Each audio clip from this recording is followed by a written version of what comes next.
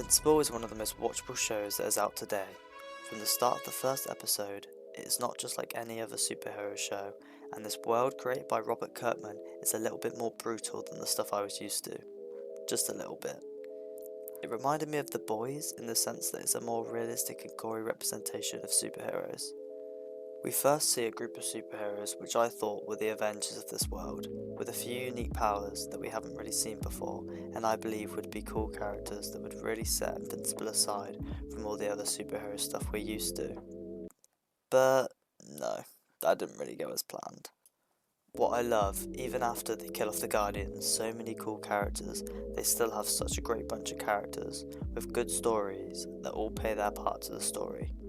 Team is a pretty funny group that's introduced, who seem quite unserious at first. Maybe it's just Rex giving that impression. He's just a massive dick, but also kind of funny. And they also have Adam Eve and some other cool characters. So what instead really made Invincible so different and engaging is how it almost feels like quite an inspiring story, but also has a dark side to it. When you've got a story with OP characters like these Viltrumites that are literal gods and this bitch who can literally rearrange atoms, it's gonna mean that these weak civilians are gonna get hurt and die, and boy do they. So even though these characters are strong, they still can't save everyone, and it makes the fight scene so much more intense, knowing that no one is safe and literally anything can happen. They end up filling the position of the Guardians, and I like the fact that they're not the strongest superheroes, but Cecil was kind of left with no choice, and they kind of just rely on certain people to carry the team. They literally openly admit to being like the fourth best superhero group.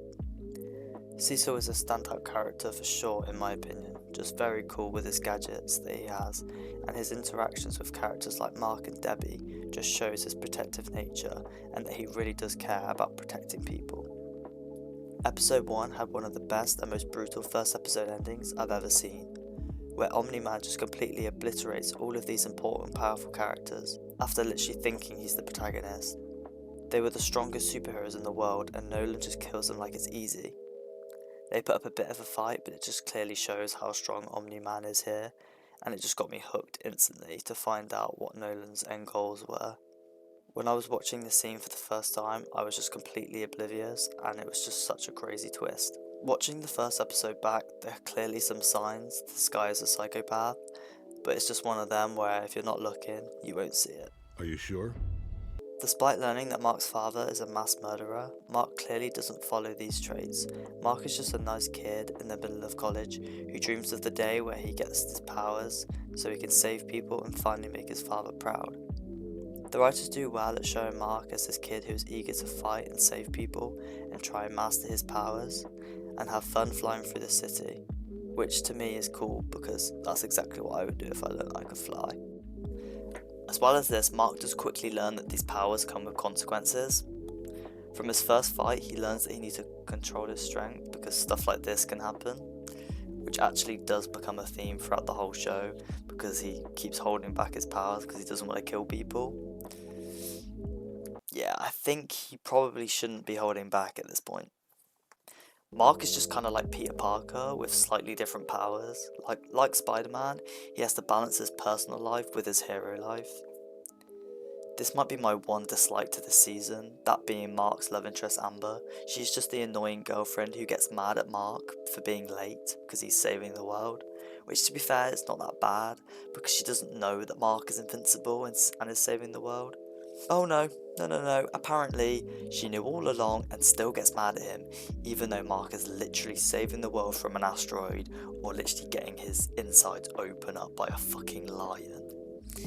Anyway, I think I'm getting a little sidetracked.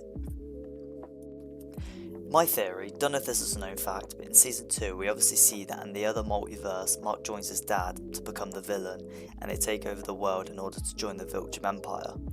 However, in this universe, we know that Mark was late getting his powers. He was obviously raised and nurtured more by his mum, Debbie, than his father, Omni-Man. I'm nothing like Dad. I'm more like you. So as he got his powers later, he grew up as a human and not a superhero, learning the human values, therefore making him the caring and selfless person that he is now. Whereas if he got his powers at a younger age, He would have been raised more by his dad, taking in the Viltrumite ways and having a more brutal impact on Mark that we see. Now that I'm saying this, I've realised this probably is a known fact, and is exactly why this is the one universe where Mark is the hero. The season 1 storyline is quite interesting. Mark is clearly just loving his new powers and is itching to get some action, as well as helping people and trying to follow the footsteps of his father, while balancing his school and personal life, which is a simple but relatable story, which gives me the same feeling as Spider-Man, which is why I think I love this season so much. Omni-Man, the carry of season 1 in my opinion, has more of a complex story this season, and is definitely more of the main focus. Straight after the first episode with the Guardians of the Galaxy tragedy, it really sets the tone for the season. Obviously straight away, Nolan is suspected after committing mass murder on the Avengers of this world, I'll just say. We as the audience are just left very intrigued by the motivations that Nolan has, and this also creates suspense for characters involved, mostly for Debbie, because you can imagine she won't be too pleased when she finds out. And because we don't know Nolan's motives, you don't know what he'll do when he gets outed for being a murderer. With Omni-Man being as strong as he is as well, it's not like they can stop him, which raises the stakes even higher. And Cecil and his men are investigating Omni-Man, knowing he could easily wipe them out if he wanted to. Maybe there's something wrong with me, but I couldn't help wanting Nolan to get away with it. Seeing the story from his perspective kinda makes me want to support him. When it's finally revealed, emotions are high and it's extremely intense, with Omni-Man crashing out. He literally has nothing to lose, which makes it so scary to predict what he's going to do. All this build-up leads so well into the extremely thrilling and shocking final episode, and we learn all the true lore of the Viltrumite Empire and why Nolan came to Earth in the first place. This obviously boils up emotions for Mark, and he also learns that he will live for thousands of years, which I don't know is a good thing or a bad thing.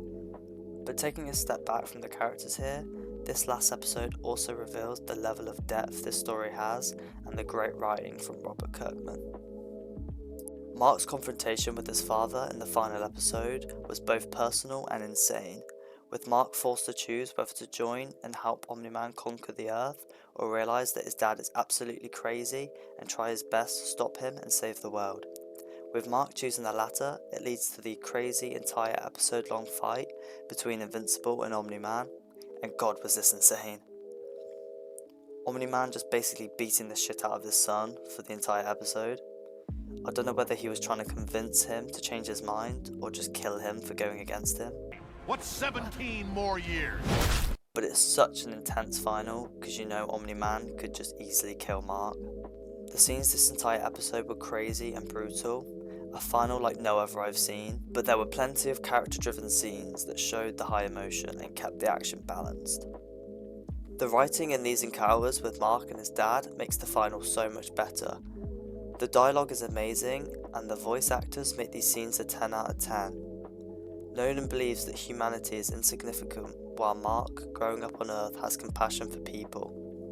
The fighting finally stops, with Mark left half dead with the potential Nolan redemption arc after he can't follow through killing his son, and has a realisation when Mark shows empathy for his father even after the last 20 minutes. Before I end this video, I want to mention how good I thought the animation was during the action scenes. There are some clear CGI at points, and some scenes didn't flow as well as maybe they should have, but this was for only the short and less important scenes, so not a big deal. But the animation during these fight scenes is so beautiful, it's so fluid. Comparing this to fight scenes in anime fights seem very cut up and only really show short moments of fighting, and the rest is just cut up to obviously just save time. And I still love these scenes in anime, but it's clear that Invincible clearly takes its time with these action scenes and show a smooth and full fight.